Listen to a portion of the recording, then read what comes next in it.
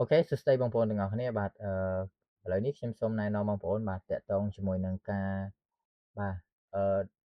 ចូលទៅធ្វើការឆែកនៅ version CPU A12 និង A13 មុនយើងធ្វើការ bypass ដើម្បីងាយស្រួលក្នុងការ bypass របស់វាហើយនឹងការចូលទៅ download នៅ file RAM disk ដូចគ្នាបងប្អូនណាបាទអូខេអញ្ចឹងសម្រាប់ការ bypass iCloud CPU A12 និង A13 តម្រូវឲ្យបងប្អូនត្រូវមាននៅដង្កល់ចំនួន2បាទដង្កល់ចំនួន2គឺប្រភេទRaspberry Pi USB Type A ហើយនឹងឬក៏បងប្អូនមានប្រភេទ B4 Pico DH Mode B4 បងប្អូនប្រើពីរនេះមួយណាក៏បានបាទមួយណាក៏បានដែរទៅតាមបិទចិត្តទឹកលុយបងប្អូនបាទអូខេអញ្ចឹងឥឡូវយើងអឺណែនាំដល់កលពីនេះហើយអញ្ចឹងឥឡូវយើងចូលទៅកាន់របៀបក្នុងការឆែកនៅ iOS វាសិនបាទអញ្ចឹងដើម្បីធ្វើការឆែក iOS វាបានបងប្អូនត្រូវចូលទៅកាន់ website មួយដើម្បីធ្វើការ download file បាទអូខេឥឡូវយើងចូលទៅកាន់គេហទំព័រមកបន្តមកទៀតបងប្អូនវាយពាក្យថា DSM ខ្មែរបាទ DSM ខ្មែរបងប្អូនមិនបាច់ដក clear ទេបាទបន្តមកទៀតបងប្អូននឹងឃើញនៅបាទនៅ platform មួយនេះដែលចេញពីគេហទំព័រ dsmkhmer.blogspot.com អញ្ចឹងបងប្អូនចុចចូលទៅលើគេហទំព័រនោះទៅបាទ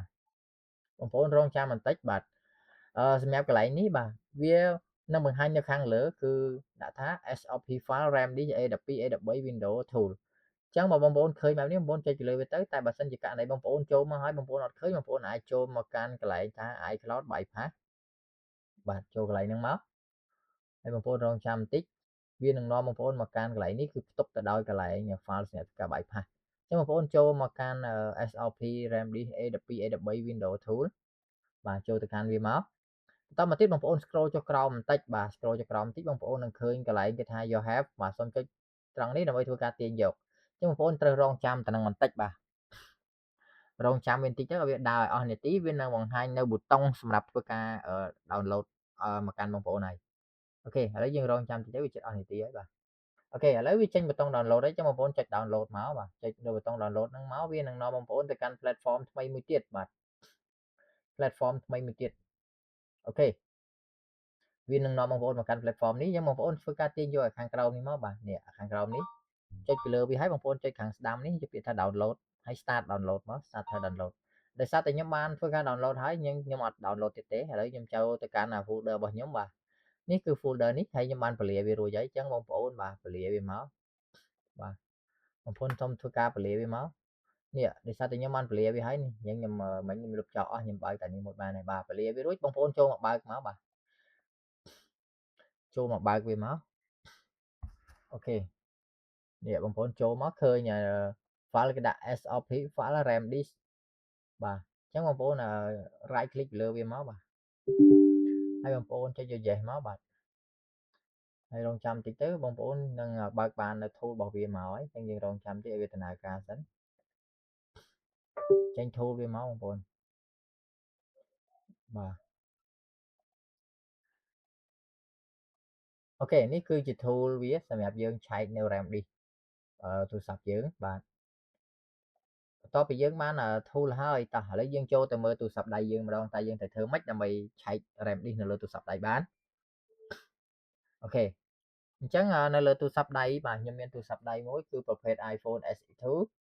ដែលវាបានជាប់នៅ iCloud បាទវាបានជាប់នៅ iCloud ហើយជាប់កដៃទៀតអញ្ចឹងខ្ញុំអត់ដឹងថាទូរស័ព្ទនេះនៅ version ប្រហែលទេករណីហ្នឹងគឺយើងអាចដឹងថាទូរស័ព្ទ version ប៉ុន្មានទេយើងត្រូវឆែក version វាសិនមុននឹងយើងធ្វើការទៅ download យក file RAM disk វាអូខេឥឡូវខ្ញុំសូមចុចដើម្បី slide បិទវាបាទដើម្បីចូល recovery mode អញ្ចឹងយើងដើម្បីចូល recovery mode បានបងប្អូនចុចឡើងលើមួយប៉ឹកចុះក្រោមមួយប៉ឹកស្កាត់ power ឲ្យជាប់បាទបន្ទាប់មកវាចេញប៊ូតុងបិទបែបនេះបងប្អូនទាញបិទវាមកបាទឥ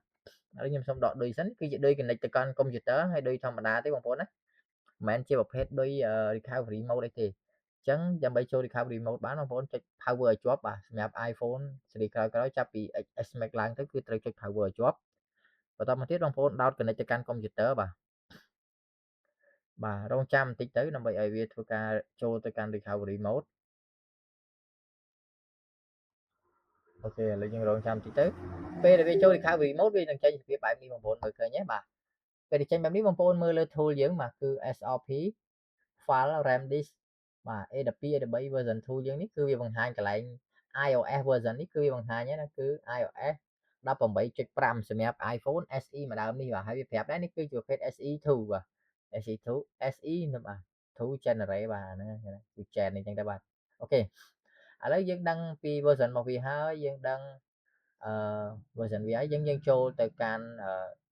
កន្លែង download តម្រងបាទដើម្បីធ្វើការ download នៅ file RAM disk វាអញ្ចឹងដើម្បីធ្វើការ download វាបានបងប្អូនសូមចូលទៅកាន់គេហទំព័រផ្លូវការរបស់ Unlock Tool មកបាទព្រោះអីយើងធ្វើការ bypass នេះគឺយើងប្រើជាមួយនឹង Unlock Tool បាទអញ្ចឹងយើងមើលលើ Unlock Tool នេះបាទយើងមាន file RAM disk របស់វាអញ្ចឹងវា support model នេះខ្លះបងប្អូនអាចមើលតាមនេះបានបាទតោះឥឡូវយើងចូលទៅកាន់គេហទំព័ររបស់ Unlock Tool ទៅអញ្ចឹងបងប្អូនវាយពី Unlock Tool បាទ unlocktool.net បា